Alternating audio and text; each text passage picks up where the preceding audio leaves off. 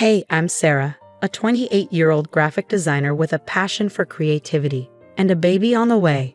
Right now, I'm standing in my living room, surrounded by a sea of yellow and green decorations. My best friend, Emily, is up on a ladder, hanging the last of the welcome baby banners. Emily, you're a lifesaver, I call out, rubbing my very pregnant belly.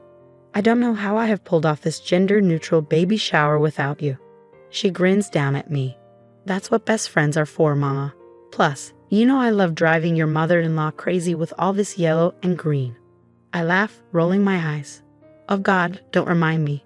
Linda's been texting me nonstop about the baby's gender. If I get one more old wives' tale from her about how to tell if it's a boy or girl, I'm going to lose it. Right on cue, my phone buzzes. I glance at it and groan. Speak of the devil. Is it her again? Emily asks, climbing down the ladder. I nod, showing her the screen. Now she wants to know if I'm craving salty or sweet. Apparently, that's a foolproof way to tell. Emily rolls her eyes. That woman needs a new hobby. Tell me about it, I sigh, tossing my phone aside. Mark's trying to run interference, but you know how she is. As if on cue, my husband Mark walks in, looking a little frazzled. Hey babe, the nursery's all set up. My dad's bringing the last piece of furniture later. Thanks, hun. How's your mom doing with all this? I ask. He runs a hand through his hair, looking exhausted. Persistent as ever, but don't worry. I've told her 100 times we're keeping it a surprise. Good luck with that, Emily snorts, just as the doorbell rings. It's my parents, Robert and Carol, their arms loaded with gifts and snacks. Sweetie, the place looks fantastic. Robert beams, setting down the boxes.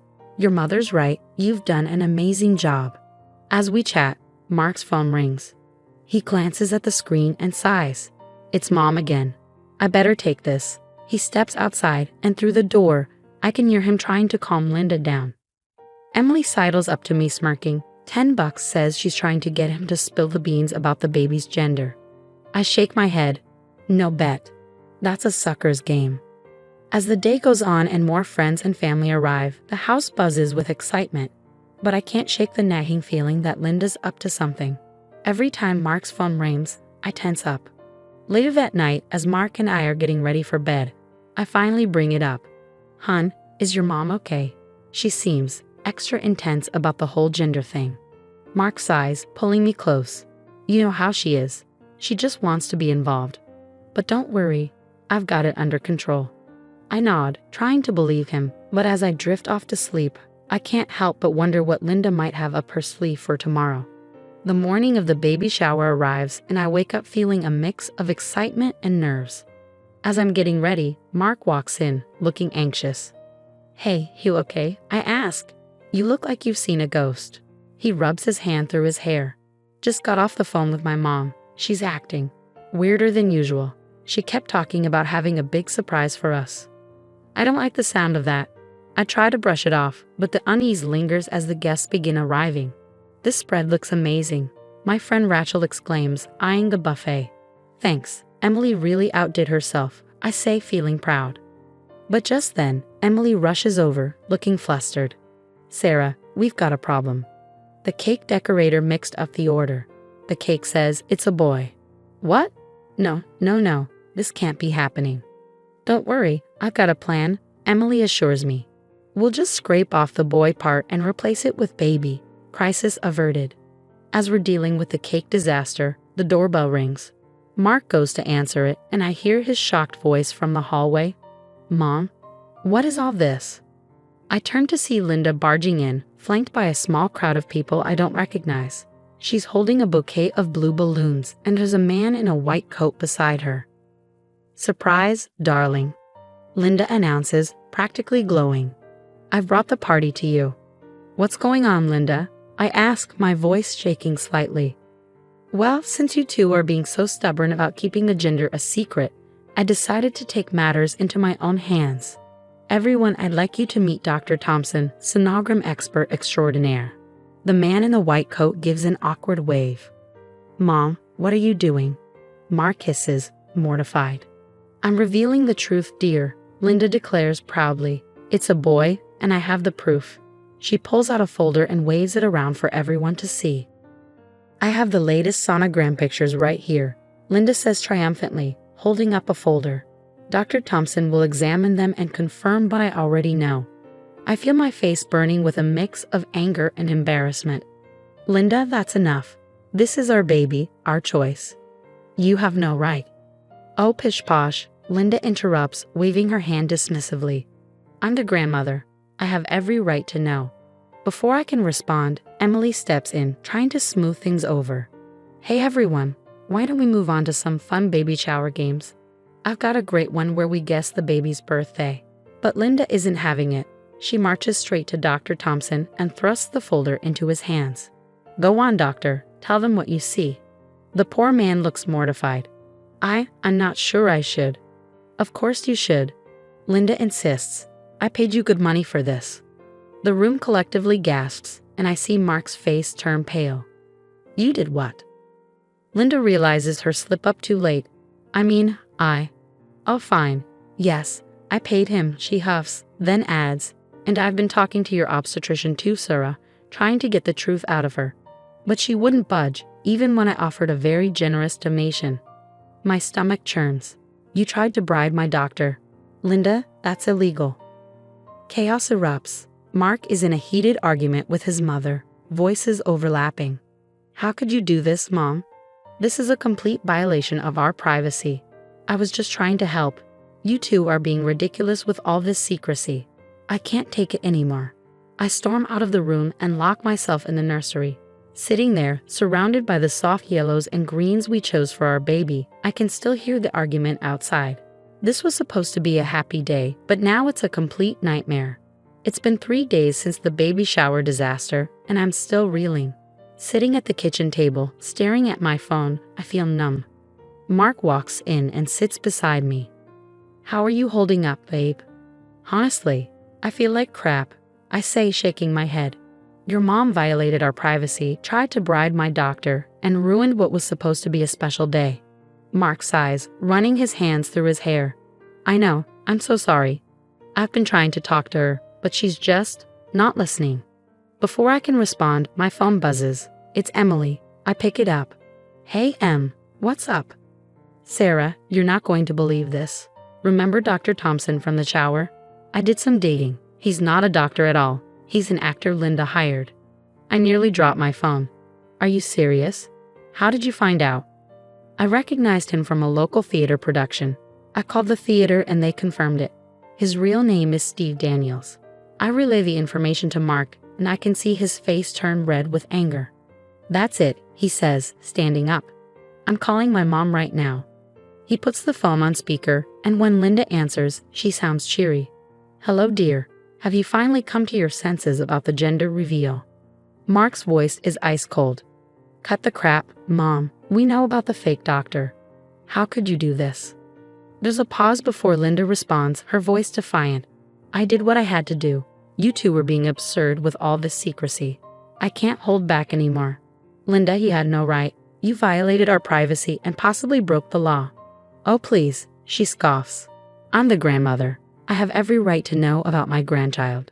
Mark's jaw tightens. No, Mom, you don't. And until you can understand that and apologize, we're going to need some space. He hangs up, leaving a heavy silence in the kitchen. I feel emotionally drained. I need to file a complaint with the hospital, I say. If she tried to bribe my doctor, who knows what information she might have gotten.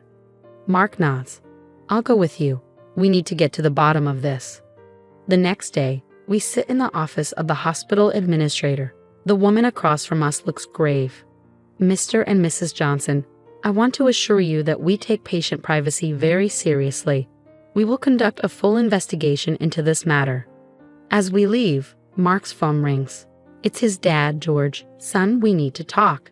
Can you and Sarah come over? When we arrive at Mark's childhood home, George looks tired and upset. I'm so sorry, both of you, he says, leading us to his study. There's something I need to show you. He pulls out a box filled with papers. Your mother? This isn't the first time she's done something like this. I've been keeping track over the years. She's always had trouble respecting boundaries, especially when it comes to family. Mark looks stunned. Dad, why didn't you ever say anything? George sighs heavily. I thought I could manage her behavior, but after what happened at the shower, I realize I've been enabling her. It's time for this to stop.